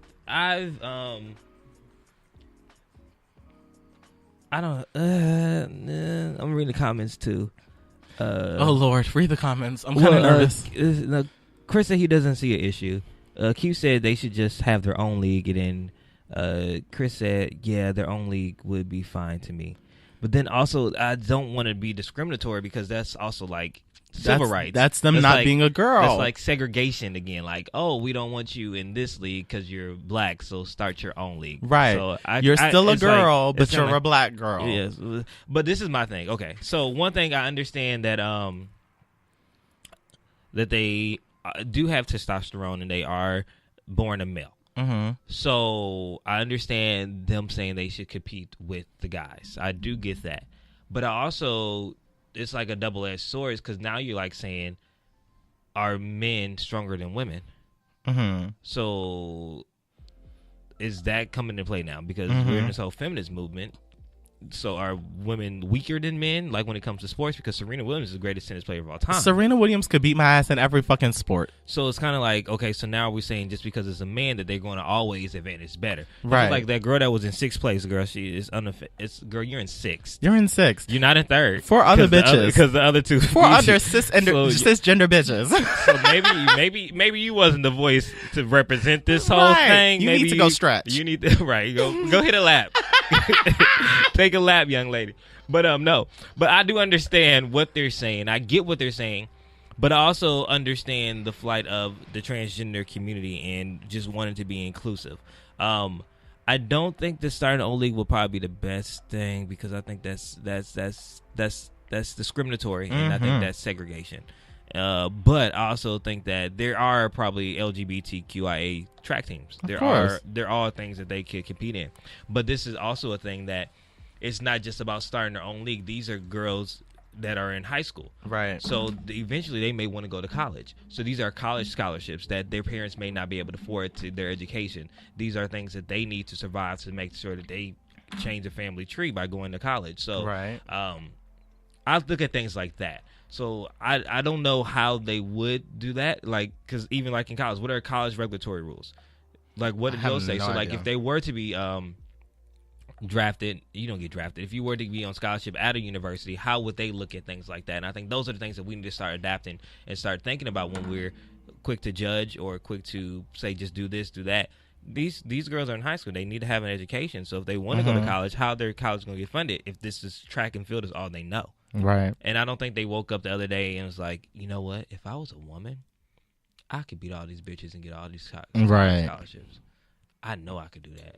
Because I don't think anybody will want the ridicule, especially in high school. Right. Such a sensitive time. Being a gay man in high school was hard. Being a gay transgender man has to be, or woman, has to be 10 times harder. Oh, yeah. I can't even imagine. So I just think that when looking at things like that, I like to look at the bigger scale in the grand scheme of things and figure out how do we help the situation? What do we do to make sure that everybody's getting all the needs that they want? I understand the girl saying that this is not fair, and I also understand that the transgender saying that this is discrimination. So how do we meet a happy medium, and how do we make sure that everybody is accommodated properly? For me, I would have them run with the guys and blow the guys out. But I think it's just that overall thing of, damn, they only acknowledge me if I act like a guy, but I don't feel like a guy. Yeah. And I don't know what that does to them mentally. And I feel like the sensitivity, like I feel I'm one of those anti-sensitive people where in this very sensitive climate that we're in, I'm like, bitch, if you don't fucking toughen up. Right. But for this one, I sympathize differently because this is a life thing. You go through this, because I know how I felt just trying to get comfortable acknowledging my homosexuality as a kid, trying to understand what that was and the fear of being different. Yeah. And I'm only different. I guess I'm only different in terms of societal norms. because I think I'm different. no, that was my understanding as a kid. Like I'm only different in societal norms where it's like I like boys, most boys like girls. So to add another layer to it, huh? What'd you say? Something messy. Okay. But to put another layer to it where it's just like, damn, I'm in the wrong body. I feel like I'm a girl and I like boys. It's so much as a child that you're trying to unpack, and then you still don't even know who you are. You don't know your passions in life, and all you want to do is fun shit. Like, imagine I couldn't have been on a dance team because it was only for girls, and I felt like I was a girl on the inside, and there's no dance team for boys. Like, can you imagine what that does to me as a person? And I feel like a lot of people only look at it from their perspective, which I understand because that's the only perspective we have. But try and think of it. Put yourself in their shoes and be like, damn, I don't feel like this is the right body for me. I feel like I should be in a different body. And the one thing that you're passionate about, like Chris, imagine acting was sex specific. Acting is only for girls. Or let's do this. You felt like, and this is for Chris specifically, because I really want him to grasp this concept. You were a girl at birth, a cisgender woman, but you felt like you were a boy on the inside. You went to audition for Straight Outta Compton for Ice Cube's part. And you felt like you could do it perfectly. You could do this role. On the inside, you feel like a boy. Aesthetically, you may not look like a boy, but you feel like you are on the inside. But they're like, no, you can't audition for this because you weren't born a boy. Even though you have gone through surgery and all of that and you look like one, no, you just don't fit the description. Like what does that tell you? How do you internalize that mentally? No matter what I do, no matter how good I am, I'm not good enough because of something I have no control over. And that's what I'm trying to get across to everyone. It's like that feeling of I can't live my life because I was fucked up from the start. Mm-hmm.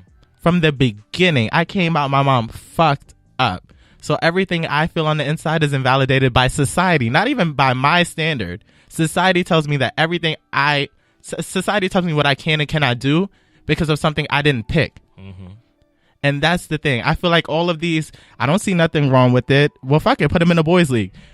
These girls feel like girls. Mm-hmm. Respect their feelings. Stop trying to tell them how to feel, how to be. No one can tell you how to be who you are. And that's the privilege that we have, even as gay males, gay cisgender males. Nobody can tell us who we are. So why are we telling these girls who they are and what they can and can't do? And, you know, it's going to take time and it's going to take experience. I think it is going to take time. It's going to take a lot of experience. I get both sides. I get both sides. I get if they're born a guy, put them in the guys' league. Because that's what's on their certificate, and I understand that law, and I also understand the mental capability of these women who feel like that they should compete against women. So I think it's a very sticky situation, and when it comes to sports and things like that, it's been very two-sided, just males and female, and I think that it gets really tricky when you do things like that. It's such a slippery slope. It's a very slippery slope because now if they are trans, even though we have like all gender restrooms, it's like even like the locker room situations. Mm-hmm. Just because you identify as a trans woman does not mean that you are gay. Right. Caitlyn Jenner, as an example, fucking with she's still fucking with women. Yeah. So like it's I think it's it gets a little tricky when you come into those things, like, you know. So I don't know. I hate to be the guy that does not have like a solid firm stance on it, but I honestly see both sides and I can see why both sides are riled up. Only thing I can say is Lil Mama in 6th place, please exercise a little bit. Right. You are really pressed about the wrong thing, sis. What is your coach telling you? You better get on this interview and explain why you came in 6th place. Well, there was only 2 trans girls. What about the other 4 broads that were in front of you? Well, no, she came in 6th. What about the other 3 broads that were in front of you?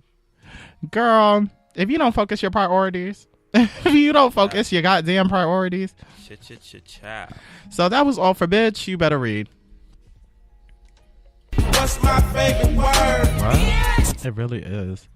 So Chris is petty and he wants to put some shit in the doc. I saw and I died laughing while I was at work. Chris, grow up. Right, grow up. I'm not fucking Carla.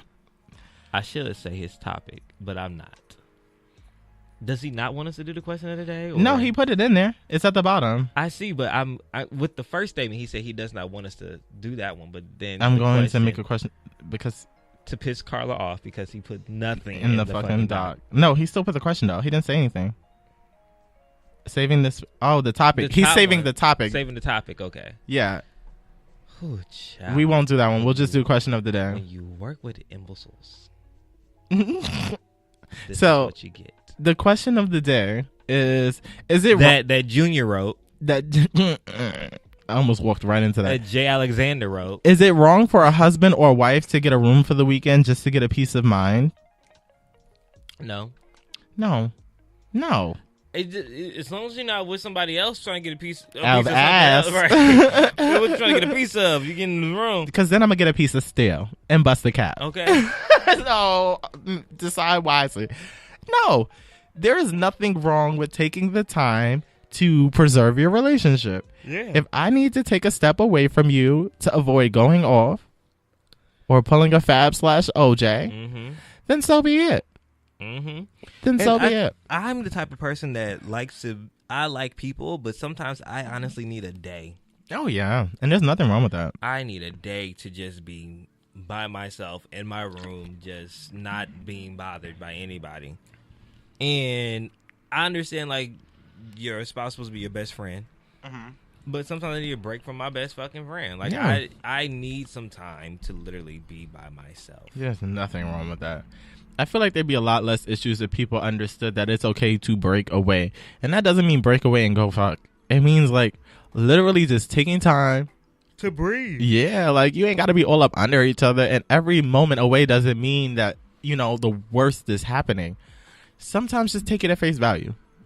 Just take it at face value. And I'm an overthinker, so I'm talking to myself as I say this out loud. But sometimes it's just not that deep. And in order to keep something good, you got to take a second. Yeah. Don't be that person that's just like, we're going to fix this right here, right now. Because if both of y'all not ready to be there, right there and right now, it ain't going to turn out the way you want it to. So stop. I feel like we're pretty unanimous with this one, Chris. Yeah, I don't think it's a problem. And if you are out there saying that it is a problem, I think that you have trust issues. Oh, yeah. I think you have some things that you don't see secure in your relationship. Like, if I can't go away for a weekend or like with the guys or something like that, and you're constantly checking in, and that's your own insecurities. Or if I can't even go away by myself for a day, then that's your own insecurity. I would like you to go away by yourself. Yeah. Do your thing. Because I always say, if you're not whole, you can't give me half. Right. So, toodaloo, do what you need to do to get your life together. As long as you ain't doing it with nobody else. That's it. Get your mental capacity back up. But if you feel differently, call in at 323-900-0478. That is 323-900-0478. Because I would like to talk to the person that doesn't think that taking time away from someone is a bad thing. I want to hear your opinion and how you navigate your relationships. Not necessarily to judge, but just perspective. Is there anyone in the comments saying no? No. Chris just told me I need to know how to read. Child. Oh, where's Chris? Chris is in his hometown of Detroit. Popping shit That's from where afar. He's from. That's where he's at, Jack. He's at home where he was born and raised in Detroit. That's where he is. Are you saying he's not from LA? I'm definitely saying he's not from LA. Okay, well, that's a conversation for you guys to handle. Well, that's the conversation that everybody knows. I don't know why this has been lied about multiple times. I never questioned it because I wasn't there when he was born. I wasn't there neither, but his birth certificate was. Wow, that is true. So yeah, signed, sealed, delivered from the mayor of Detroit, Kwame. Not Kwame, not Kwame, bitch, not Kwame. Yes, he was born during the crack era of Kwame. Wow. Oh, good God. Okay, so is it time for If I Told You That? Yeah, Chris is definitely not from LA. Thank you, Keith. Thank you for agreeing. Oh no! Yes, because everybody knows. No, Chris, I tried. Everybody. I tried to give a smooth transition out. I really did. You're welcome. How about It's Chris time. is not from Los Angeles? How about he's actually from Detroit? How about Oh my God! No. this is all a facade that he's made up, that he's a Cali guy? For what? He doesn't even know. You literally am from Detroit. He's gonna say, I literally am from Detroit. He said he quits. He said, fuck y'all. Oh wow! So it's a y'all thing. I really tried to do the best that I could, but my efforts go unnoticed. So if I told you that, imagine you're 25 years old, like I am, and have always had a loving family, and you find out you're actually adopted. Would you be thankful for being told, or would you rather have not known? I'd rather not know. Actually, I would want to. I don't know. So I feel like my life could have been very that at a point. Like, do you remember that episode of the Parkers when they were on that game show and then Kim found out that her mom isn't Nikki? Yeah. I felt like at a point in my life it could have been that, but thank God they did it the right way from jump. Because for everyone who does not know, I was raised by my aunt. Like, my mom had me at 15, and then my grandmother brought me to New York, and I stayed with my aunt because my mom was so young, and my mom took me back for a period. Things didn't necessarily go as planned, and I ended up coming back to live with my aunt. And as I got older, it became my aunt was my mom, and that's just how I moved. And I don't think as a kid, I think there were parts of my childhood, like for fact, like once I was 7, I knew my mom was my mom. But like at an earlier age, I definitely just took my aunt as my mom. Like that was that. So I'm glad that they had open dialogue with me to let me know that that was not the situation. But if they hadn't, and I would have just kept going thinking that just was my mom, and would have had like a UPN Fox moment, and they're like, oh no, this is actually your aunt. I really don't, I wouldn't have wanted to go through that period of isolation, but I definitely would have cut them off for a second. Like, whoa. Yeah, like, why keep this secret? Why not? Y'all must think that this is a game because y'all are playing in my motherfucking face. And I feel like if that was the situation now while I'm 25, I want to know, but I'm going to be pissed at the amount of work that I have to do.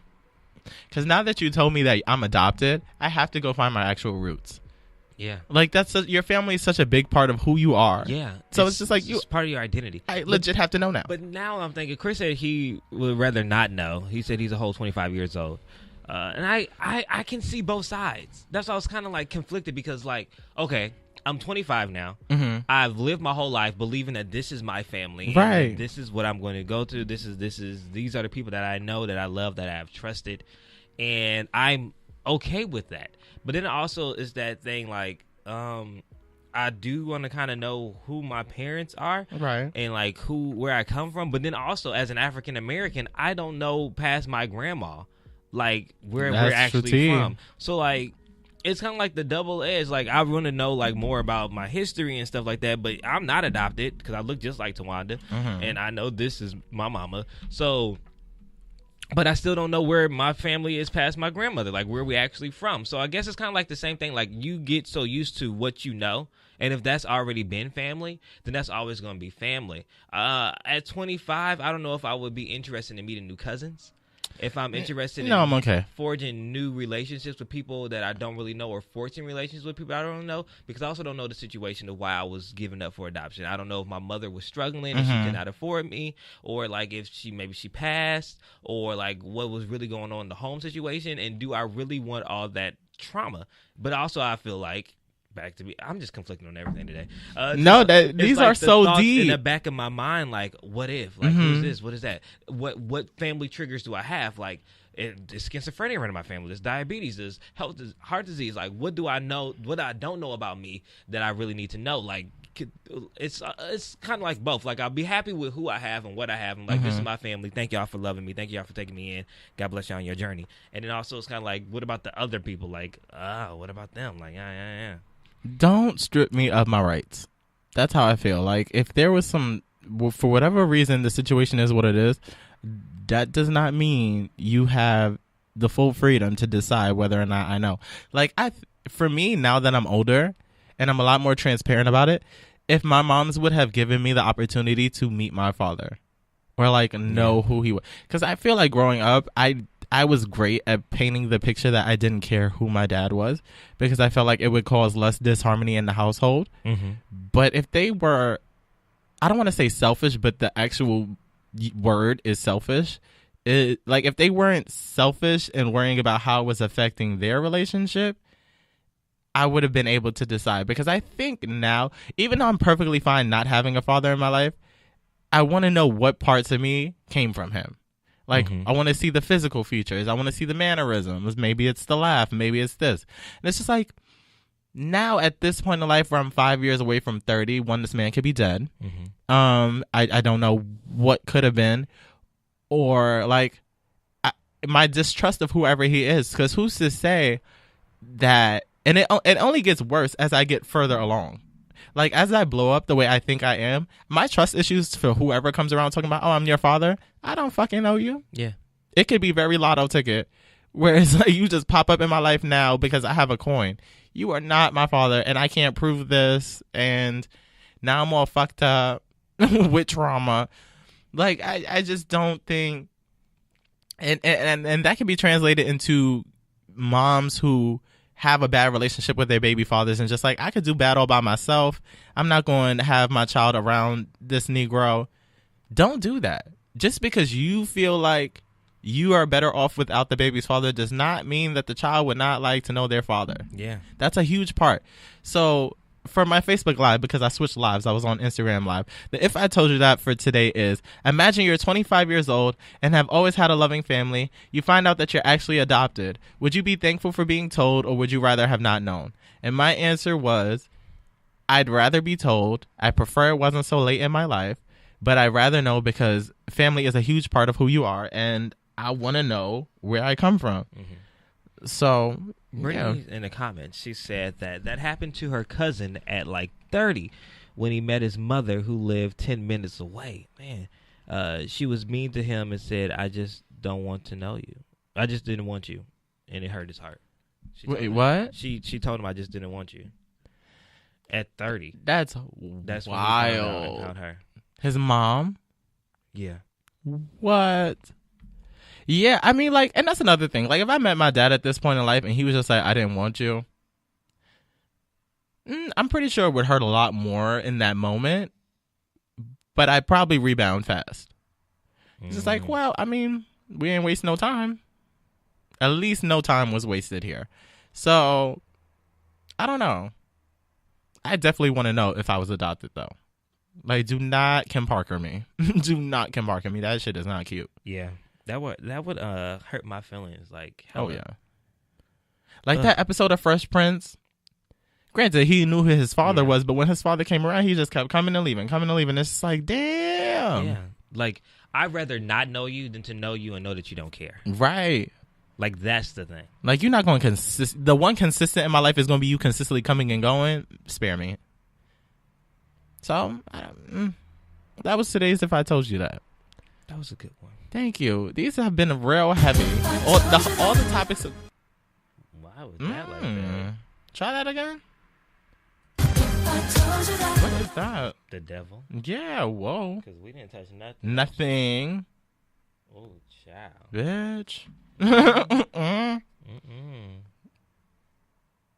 Hold on. Just a second, ladies and gentlemen. We got to work some stuff out. We ain't playing that. We don't play that.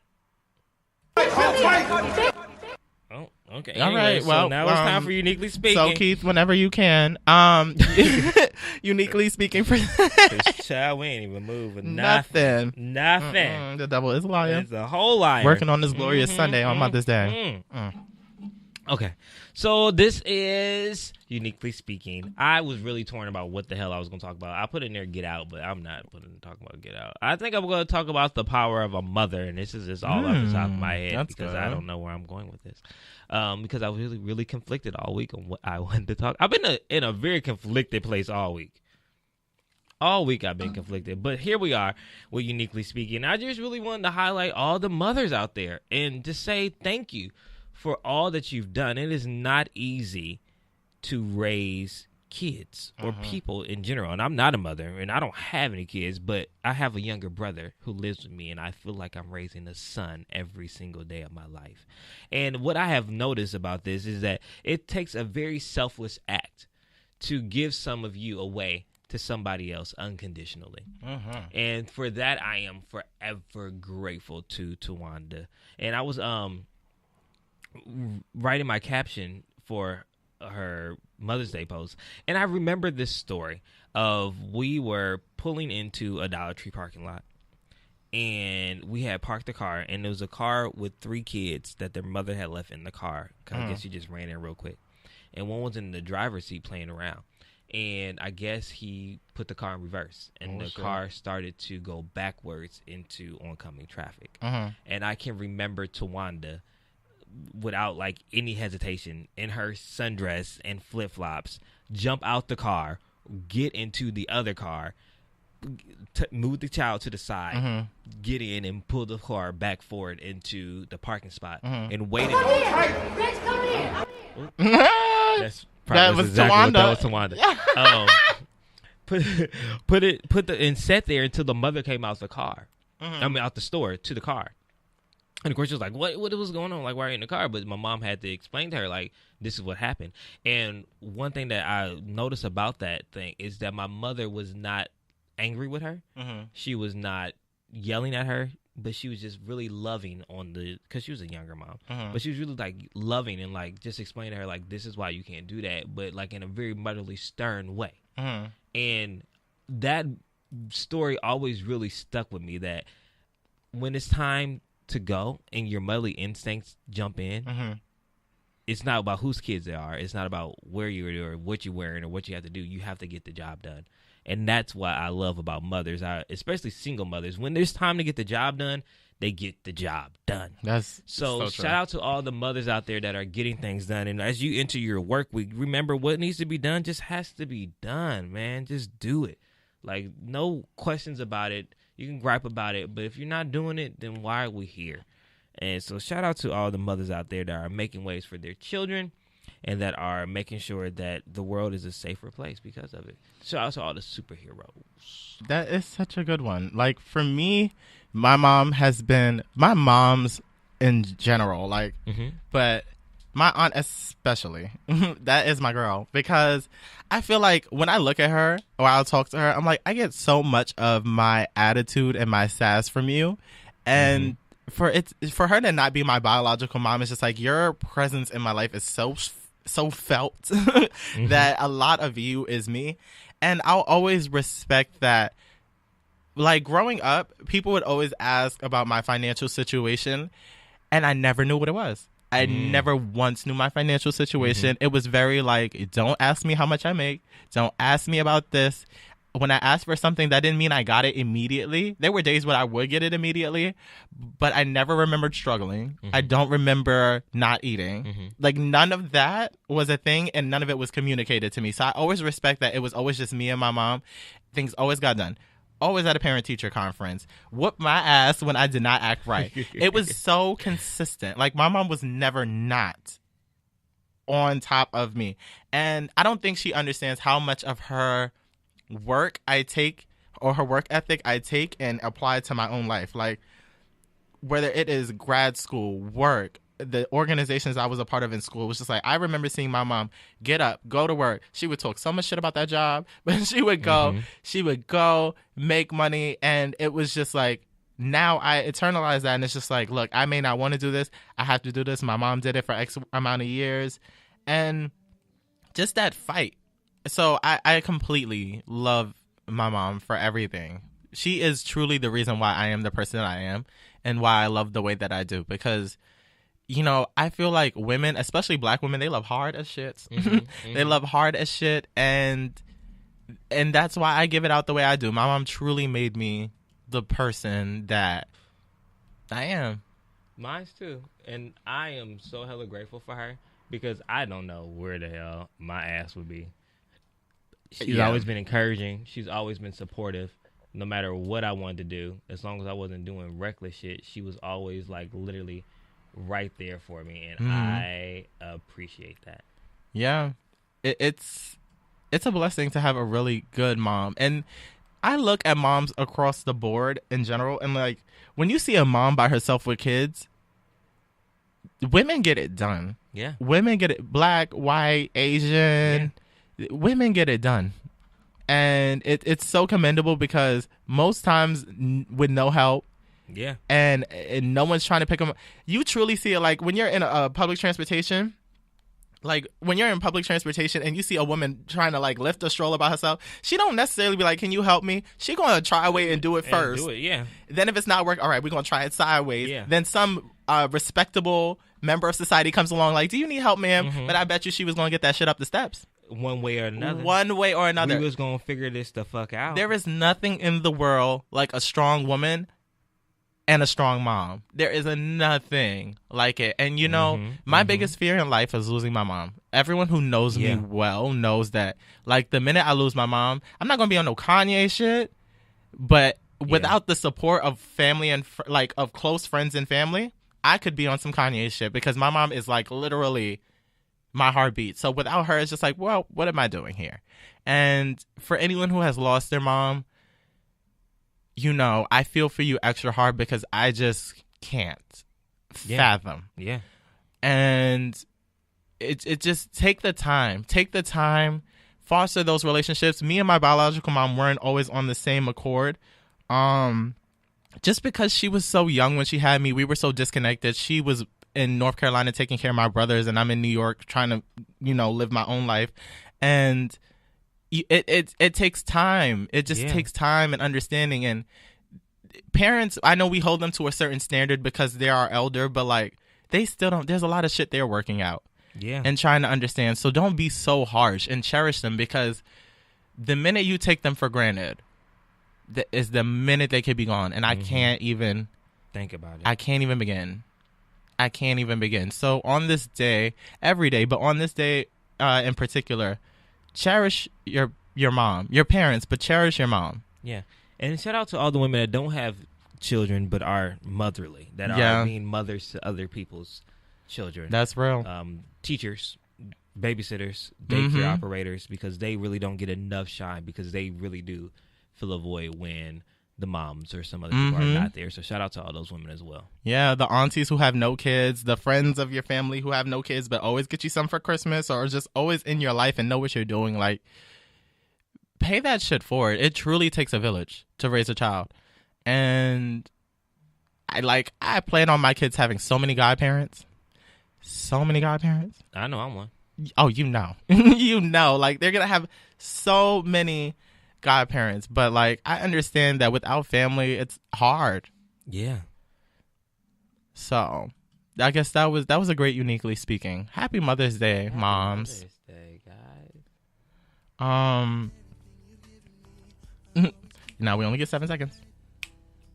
Q gonna pay for it. I know, it's appropriate today. It's appropriate. This reminds me of Soul Food. It does. And not the sitcom, y'all. Because I didn't. He gonna get you. I told him 7 seconds, Key. You could have started at the chorus. Oh shit, we still got more to go. Well, ladies, I'll pause that for now, and we'll play it on the outro. I'm about to, because guys, it's been great doing the Get Right with you guys, but we are officially bankrupt. So at the start of Where Are We Now, I want to start by saying, guys, I advertised on social media. You may have seen Kelvin, Chris, and myself posting. On June 2nd, we will be having our second live show, and it's going to be the prelude to the filming of my music video, All My Love.